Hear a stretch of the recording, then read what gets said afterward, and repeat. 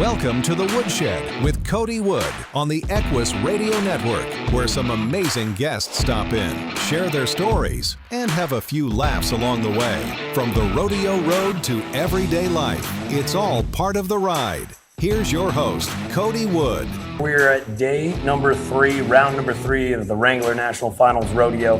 My second guest here today is an absolute phenomenal person, one of the great people I've had the opportunity to meet in my life. So thrilled to have the opportunity to sit down with him here at the Virgin Hotel here on the Equus Radio Network with the Woodshed, brought to you by Cody Wood. But right now, folks, over the last generations, there has definitely been one time in life where a lot of people could say is the greatest generation of music, and right here, this next man is a part of that generation and probably one of the greatest bands in that great generation. And so right now, you're talking about 23 gold albums, 18 platinum albums, 8 multi-platinum albums, 5 different albums that went #1 consecutively in the Billboard charts, 10 different Grammy nominations, including a Grammy win for a Song of the Year. Folks, this is none other than one of the original band members and the drummer for the band Chicago. I'd like to introduce you to Danny Seraphine. How's it going, my friend? It's going well. So good to see you. Well, thank you so much for being here. You're growing up well. I'm proud of you. I appreciate it. Yeah. And a lot of that is in part to yourself and a community that we had the opportunity to grow around. Those are great years for my son, my daughter, myself.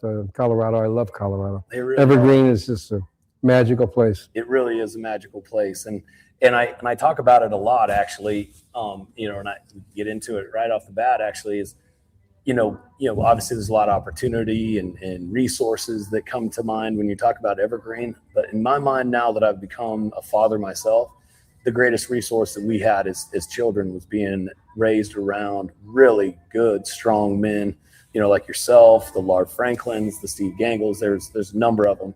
Yeah. It was a great core of parents and kids. I remember it was a really great time in my life, and I know my son JD feels the same way, and he keeps going back there. And I think there is a chance that someday I'll end up back in the mountains. I love that life. Yeah, it really is special. So it's been great. It's been a great ride for me. I'm really so fortunate to have, like you described it. I mean, I can't even imagine that all that stuff being true, but it is. So. No, you've lived. I'm very grateful. Yeah, you have lived an extraordinary life, and a lot of it started back in your days in Chicago, right? Yeah. And not necessarily the pretty part of Chicago, right? I mean, no. You were in kind of a rough area around some rough individuals, and in your childhood and your high school upbringing, and boy, did you find a talent at a young age. So you started drumming. You're obviously one of the greatest drummers of all time. I was 9 when I started drumming. 9 years old. And when you're going through that process, I believe it was your uncle that got you into the drums? Well, I saw him play, and then I got the bug, and I never let it go. I mean, I always knew from that point on. I've come to the realization finally, years ago, that God put me here to play drums, and that's my main thing. And so I don't fight it. I don't want to be this. I want to be that. Well, I'm a drummer and a musician, and I love it, and I embrace it. I still enjoy playing. And the difference is now is when I play, I realize it could be my last time every time I play. So I make the most of it. I leave it all out up on the stage, or in the studio, or wherever I'm playing. Yeah. So it's and the years in Colorado were great years. I mean, it was I just gotten fired from my band. It was a real ugly scene, and I was burnt out from the fast lane of rock stardom, so to speak. And Colorado was the perfect antidote for me. It was down to earth. It was like, I remember the first 5 years in Evergreen, there wasn't a McDonald's. There wasn't a Walmart. Yeah. It was really great for me to get back to basics and find myself again, because I'd lost it. I mean, it happens to everybody. It's not any unusual. I don't think there's anybody in life that doesn't crash and burn, a few times. Hopefully not too many, but more once for sure, but usually a couple times, and then you reinvent yourself and you grow up and you grow, and hopefully you're better.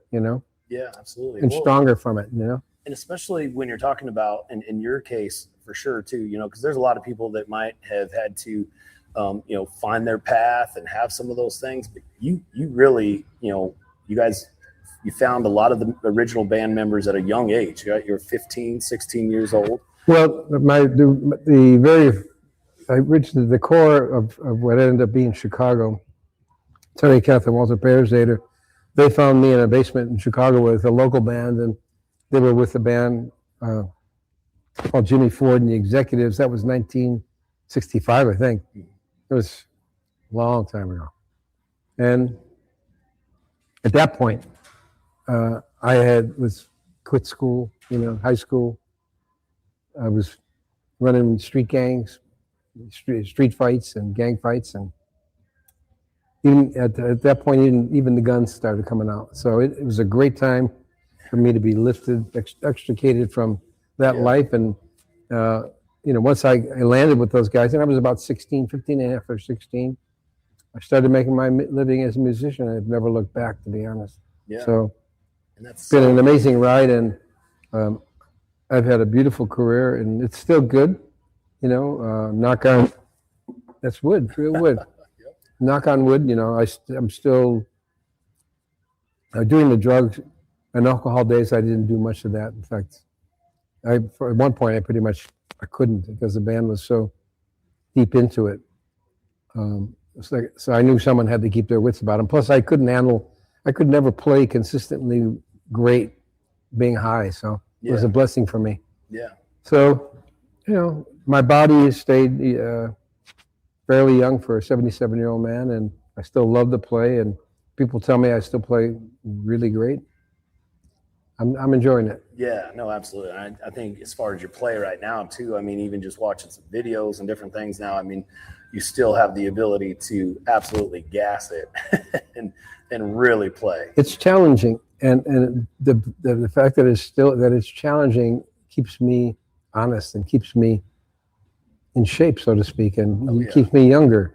So it really is something I don't want to quit. I don't want to retire, because I kind of retired when I left the band. I retired while I was in Colorado. Those were years I was in retirement, basically. Yeah. I was 47 years old. It was too young to be retired, and then I realized that there was a void. There was a void in my soul, in my life, and it was music, playing. You know, and I got back to it. You know, moved back to LA. Which, you know, is bittersweet because I love Colorado. I love Colorado. It's a great, great place. Great people.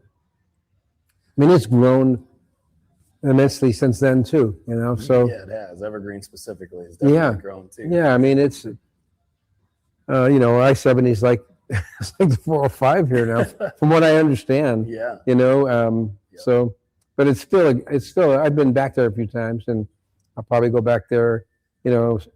Summer fly fishing, spring fly fishing. I love to fly fish, and I don't ski much anymore. I can't really ski because I did have a heart attack about 4 years ago. Yeah. I'm much better. I'm fine. You're looking good. But skiing is, I don't believe skiing at that altitude. Yeah. That's pushing it. Yeah, no, So, it can get a little bit tough. But I mean, like I said, when you're drumming too and keeping in shape, I mean, there is, I mean, like you're exerting a lot of energy, and especially like I said, at your level and the ability of where you're going, and when you're back there, you know, in Chicago all those years ago or whatnot, you know, one of the other things that I always just thought was so amazing too is you're quite a bit younger than the rest of the band members.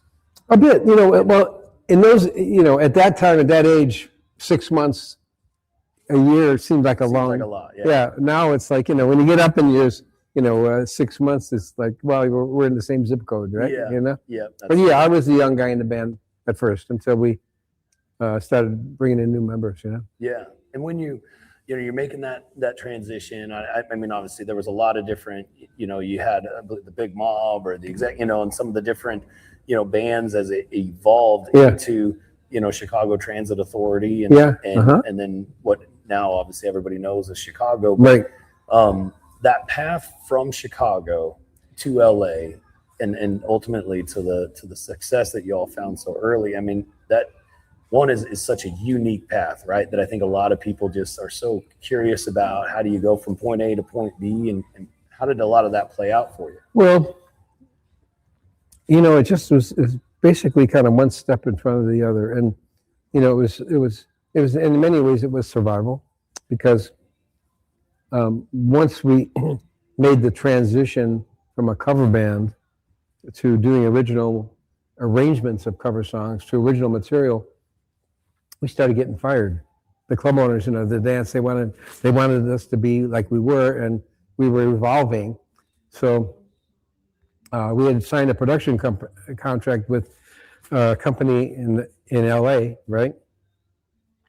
The guy produced the Buckinghams and Chad and Jeremy. He was a successful producer, really smart guy, and really he was friends with a couple of the guys in the band, even myself. So he was a colleague that had kind of made it, and then he signed us to a contract, and we called him one day and said, "Hey, we're starving here. If you're going to bring us out to LA, you better do it soon." Yeah.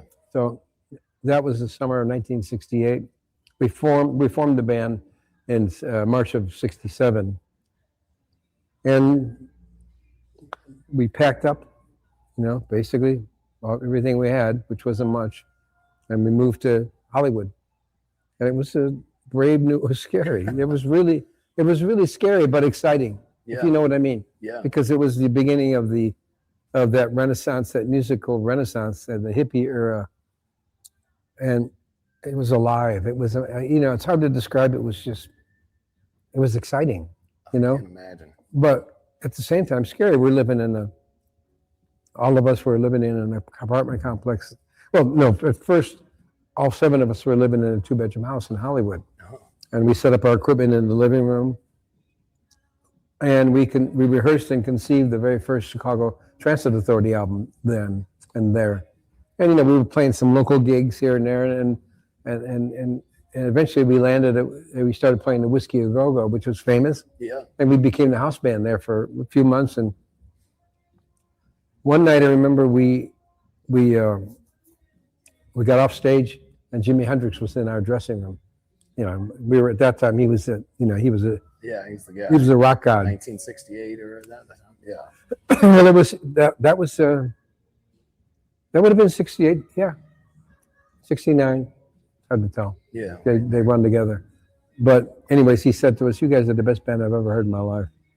He loved the band. And his drummer was there, at that time, we were listening to his records, right? So it was like like I said, he was a rock god. And, Jimi Hendrix was an amazing cultural, musical phenomenon, a black man playing rock and roll, and he had his roots were in R&B. So it was really that kind of like lifted us, like it gave us confidence in ourselves, right? Absolutely, especially because he was a real musician. Oh, he's one of the greatest guitar players, maybe the greatest guitar player ever lived. Yeah. And in those days, artists used to really, and they probably still do, but it really meant a lot that every interview he did for the next 6 months, he said, people would say, "How's it feel to be the greatest guitar player?" He said, "I'm not." Terry Kath, who was our guitarist, he's the greatest I've ever heard. Man. And Chicago, the band CTA, we were called the Chicago Transit Authority, then CTA. And then when our first album came out, he took us on tour, which was and Janis Joplin did the same thing. She took us on tour. So we had a helping hand from Jimi Hendrix and Janis Joplin. And, that the rest is history. Little by little, we became more and more successful, bigger. And along with it came the pitfalls and that come with that kind of success and superstardom, whatever that is, Yeah. So and having to. I was just glad in honestly, I was ready in 1989 to move to Colorado, which I did. Mm-hmm. And I needed to be somewhere, because I was still with Chicago then at the time for only a brief moment. Yeah. But I needed to be somewhere where I could get to an airport and fly, because so I couldn't be in Aspen or, Steamboat, which I, would love, but Evergreen was a great compromise because it was basically, you're in the mountains, but you're hop, skip, and a jump from Denver. So yeah, no, absolutely. Yeah. Absolutely. And then, we raised Yes, it ended up, fate has it, God's way of maybe giving me somewhat of a soft landing after what happened, Yeah. and, was able to raise my son and my daughter and spend a lot of time, and, being, one of the great moments of being an Evergreen was, 93, 94, Jeff Coe, defensive coordinator of the year for your football team, for you guys, that's just, I don't think I got a trophy. I should have a plaque. Yeah, I should. Maybe you guys could chip in and get me like a certificate. I can hang it on the wall because, that's right there with my Grammys and Rock and Roll Hall of Fame, man. Yeah. But my secret was blitz, blitz, blitz, blitz, blitz, blitz, until they figured it out. Yeah. And then we were. Yeah. But I couldn't figure. Then I was scratching my head. Well, what do I do now? They picked up the blitz. So. I bet you didn't expect me to go there, did you? No, I would love it. I could talk about football in those days at any point in time because, that's kind of where I was going to is when you guys were writing a lot of those albums, if I'm not mistaken, when you weren't on tour, you guys, the band, even before you moved there, had kind of a little bit of experience there in the mountains and the foothills. Well, yeah. Well, listen, I mean, that was my first introduction into Colorado, the Caribou Ranch. Uh-huh. I'm glad you brought that up. Yeah. That's a really good. So I love. We recorded 6 albums up in the mountains in Nederland, Colorado. I didn't realize it was that many. Yeah, 6 crazy. albums. Yeah, Chicago 6 through 11. So that would be 6, I think. Or is that 5? No, 6, 7, 8, 9, 10, 11. Yeah, 6. Yeah. Oh, I can add. The drummer can add. But so, I still, get to Colorado a couple times a year. I try to, because I still have many friends and people that were really embraced me. They knew what I was going through. They knew it was a hard time in my life because I lost my band, right? Mm-hmm. And then my family, fell apart. I got divorced. So it was a really tough time. Yeah. But, that old cliche, whatever kills you, it makes you stronger. If it doesn't kill you, whatever doesn't kill you makes you stronger. It's true. It is true. But, and hopefully you learn from it and grow. Yeah, exactly. And, I think it was a great place to raise my son and my daughter. And my other kids from the previous marriage would come over all the time. We had a great house in Colorado. Yeah. It is a beautiful spot. Oh, yeah. It's such a beautiful spot. And it's nice, like I said, to myself and JD and like the Franklins or whatnot, they were able to move right back into their family home. Yeah. So they live there in Soda Creek now, right there where they grew up. That's a great area. Soda Creek is a beautiful place. It really is. And so when you're going through that process and getting those accolades from Jimi Hendrix and Janis Joplin and the trust that they put in you guys to tour with them, I mean, when was the moment, just kind of curious from when you had fully arrived? I mean, obviously that had to put you guys big time on the map. And then you had a couple of those songs really take off. And the sound is so unique, the horns and everything else that you guys were doing. It was in those days, yeah, for sure. Yeah. And so, I mean, was there a particular moment, maybe a show that stands out? Oh, there's a lot of them. Yeah, there's a lot of them. I mean, you guys were touring hard. I mean, there was many. It was because I think the first time we were in England, we were bigger stars in Europe and England than we hadn't really. Yeah. And that's the first time I experienced, really being a big star, in England, like, because we played Albert Hall and it was like the Beatles almost, Uh-huh. I'm going, wow. I wasn't used to it. I'm still not. I have both feet on the ground and always kept them there. Tried to, at least. Yeah. Yeah. There's a lot of shows. I mean, the Electric Factory, when we did so many encores that we ran out of songs and we had to start repeating songs, Chicago Stadium. We always said we're not going to come back to Chicago until we've made it. And we hadn't really totally made it yet, but we went back to the Auditorium Theater on Thanksgiving in 1969, and I remember, wow, So it just became a lifestyle. Because at that point, I was on the road 200 days a year, Yeah. Yes. 251 the 1 year, 2 years running, we did 251 nighters And plus rehearsal plus recording and recording, yeah, and having all those songs come out. so it really was. It just engulfed your life. Yeah. It was a life. And especially at that time too, that's why, like, at the beginning, or talking about, and it's funny, is it's not just people my age, but even you're starting to see it now, even with the Gen Zers or whatever else. That era of music, I think, without question, has been referred to as the greatest era of music that there's been. And I mean, so like I said, you already mentioned Jimi Hendrix and Janis Joplin. Oh, there's tons of Santana. Yeah. We used to tour with Santana, and the Doobie Brothers used to open for us.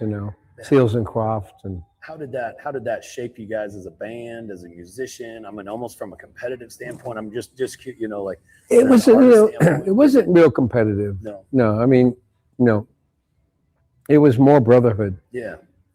Three Dog Night, we were close with them, because we came to LA around the same time, and we used to play the Fillmore East, Fillmore West with Santana.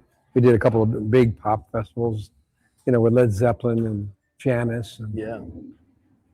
It was a wonderful. I'm just grateful to have been a part of that, and I would love to see. It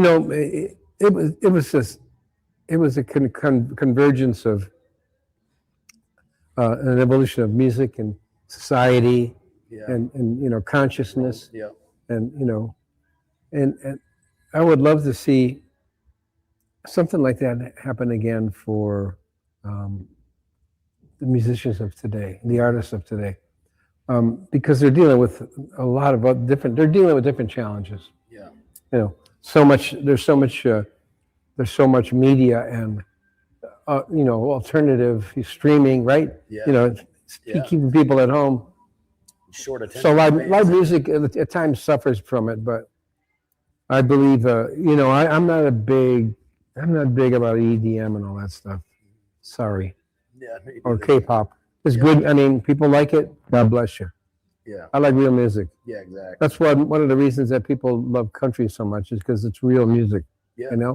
There's elements of technology that have kind of taken country away from real music, but it's the foundation. It's musicians playing in one room together, right? Not some guy, some producer programming a synthesizer.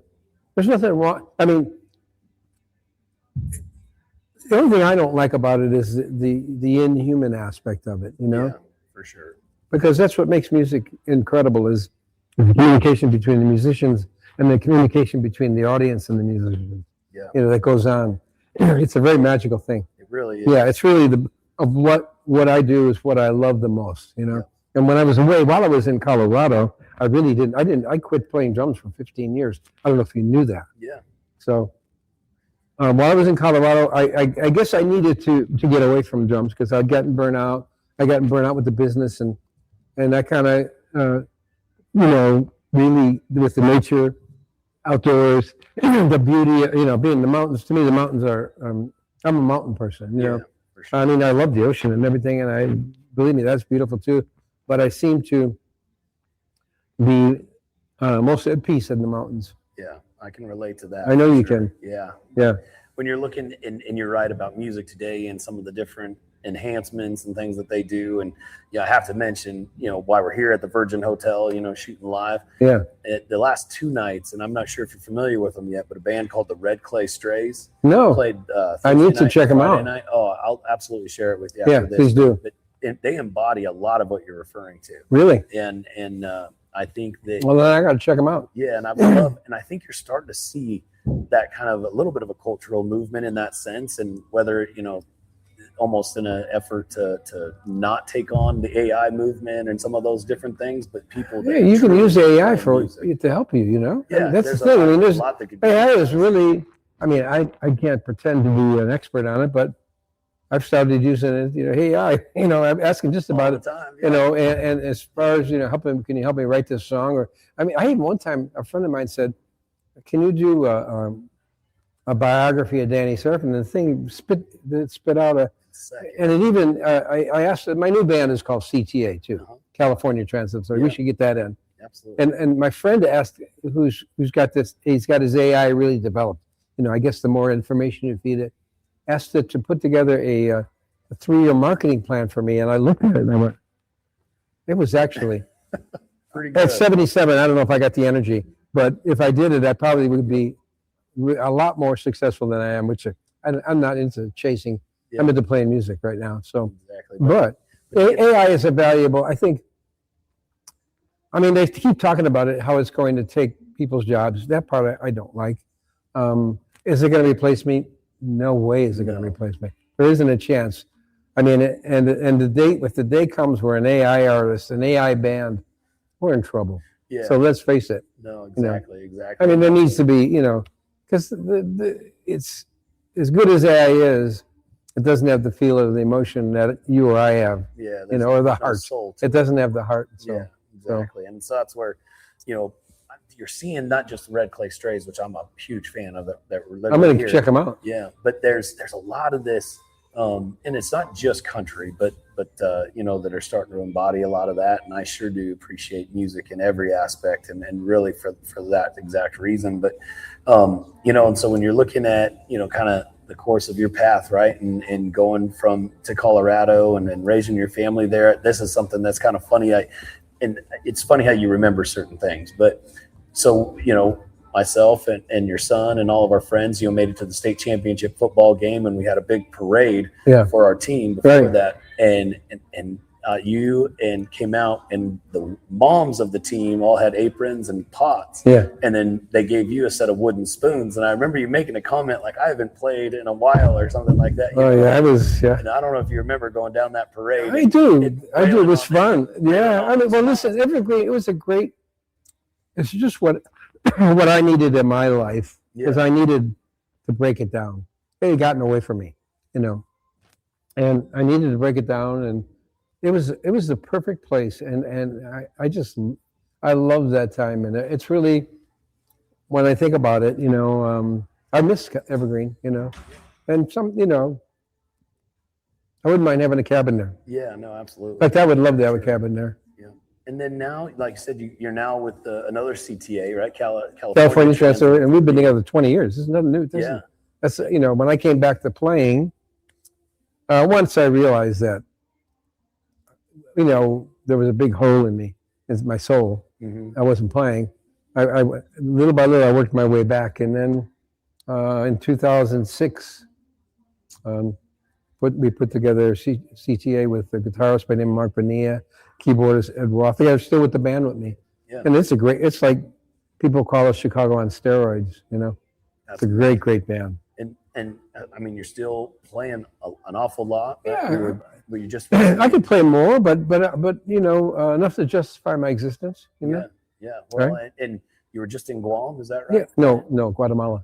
Yeah. And then residing here in Vegas, you guys have any sort of shows coming up? Anything specific? Yeah, we did a show here about 4 weeks ago at a place called Bootleggers Cabaret, and then we played there 3 months before that. And I would love to get some sort of residency here. Everybody wants a residency. Yeah. So whether that'll happen, but we play some really beautiful places. We were in Europe last summer. We played Germany and Italy, and I play. The places that we play are really cool. Yeah. Guatemala, they were, and we were just in Indonesia about a year ago, and they're singing all our songs. The ballads. They love the '80s ballads, because we had a long run in the '70s, which 60s and '70s, and then we sold more records in the '80s. Uh-huh. People don't realize that. So we had two long runs, and I'm grateful. Yeah, and definitely. And now that come full circle, now here you are. You've got some amazing children, and possibly even better grandchildren, right? You've got a grandson. Beautiful grandkids. I've got 8 grandkids. Yeah. 6 kids and 8 grands. Only one son. Yeah. And so how's that place in life been treating you over the last few years, and watching your grandkids grow, wonderful, playing that really great. Yeah, so it's one of the downsides of living here. So I miss some of that. But living here, it kind of affords me to be more comfortable. LA has gotten so expensive, and it's a beautiful place, but it's so expensive, and in some ways a stressful place to live. But I go back quite often to visit, and at some point I'll probably end up back there, but I wouldn't mind having a place in Colorado. It really stays with me. So yeah. No, I could see that. But I just, had the opportunity to be around some of your grandkids here recently, and they have just really grown into being. Oh, I'm proud of them. Yeah, amazing young men, and Blanca being a young lady here coming into high school. But and Gab over in Notre Dame. Having a good time. And I'm proud of my son. He's a great father. He's besides being an entrepreneur and a successful entrepreneur. Yeah. So he's really working at it. And just things just continue to get better. And life's coming full circle now too from the 80s. As now here we have the Chicago Bears at the -- spot in the NFC. So hopefully that's after this week that remains the same. But listen, I'm pinching myself. Yeah. You're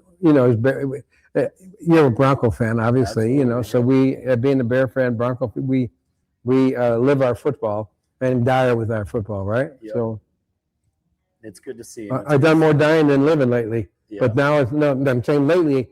I mean, years before this year, I'd done more dying than living. But I think the Bears are going to be in a new era and a new culture of winning. Yeah, I think so too. I think they're on their way, and boy, what a great little Christmas present or early 2026 present if you had Notre Dame, make their way through the college football playoff. Yeah. The Bears make their way through the playoffs. That would be awfully perfect for you. Well, Notre Dame was in the national championship last year, so So the Bears this year would be, listen, it's all good. If they can beat the Packers, the 2 times they got to play them in the next 3 weeks, I'll be happy. Be happy. Yeah. After they split it. No. I mean, these are first world problems, right? Yeah, exactly. So, but it's been a great place. I've had an opportunity to be around you a lot, and at a young age, like I said, I truly believe that one of the greatest resources myself and my other friends had was having, fathers around that were like yourself and some of the other great dads there in Evergreen. And I can't thank you enough for being here with me today and just kind of sharing a little bit about your story. And I'm proud of what you've grown the man you've grown up to be. Really, I'm proud of you and happy for you. Yeah, thank you so much. Yeah, because I remember you being a kick-ass football player and a kid, you and my son terrorizing Evergreen, but they were doing what you were doing wasn't all that bad, but it got a little dicey there for a second. It did. You never know what path you're going to go down, but it's been a great place to be. If you enjoyed the podcast, let us know. Contact week, Cody Wood at Cody at equistelevision.net. Thanks for listening. And join us every week right here on the Equus Radio Network. Oh, it's amazing. Every time you come here, it's the amount of cowboys and cowgirls and the amount of money, that Las Vegas events, puts up for this, to have it here. It's been Vegas is a pretty amazing place. It's really evolved into a really an amazing place to go to. Yep. And then just coming off the F1 and all the things that have come here, but it's set up to be another great week, and look forward to just continuing to follow your career, continuing to follow your grandkids and their success, and obviously your son and JD Seraphine and what he's got going in as well. But Danny, thank you. Thanks, so much, Cody. God bless you, man. So happy for you. Yes, thank you. I sure do appreciate you and everything you've always done for us. But so folks, as we're here at the Virgin Hotel, again with quite literally one of the greatest drummers that has ever walked this planet, and Danny Seraphine, and just so thankful for the opportunity to get a chat with them. And so, make sure go back, check out some of those great songs from Chicago. I mean, it's really the energy level and just the talent and the musicians that they were and the career that they've had is just phenomenal. So this is the Woodshed with Cody Wood once again at the Equus Radio Network. Round 3 tonight. Can Stetson Wright make it a hat trick and win the bull riding first, second, and third round? We'll have to see, but it's going to be another great evening on a Saturday night here in Las Vegas. And Danny, once again, thank you so much. Thanks, Cody. I enjoyed it. Yeah. Great to see you. Appreciate you. Yeah. But for right now, folks, we look forward to seeing you tomorrow morning, same time, same place, right here at the Virgin Hotel with another great guest for day number 4, round 4 of the Las Vegas Wrangler National Finals Rodeo. Thank you all once again. Y'all have a great Saturday. If you enjoyed the podcast, let us know. Contact Cody Wood at cody@equistelevision.net. Thanks for listening, and join us every week right here on the Equus Radio Network.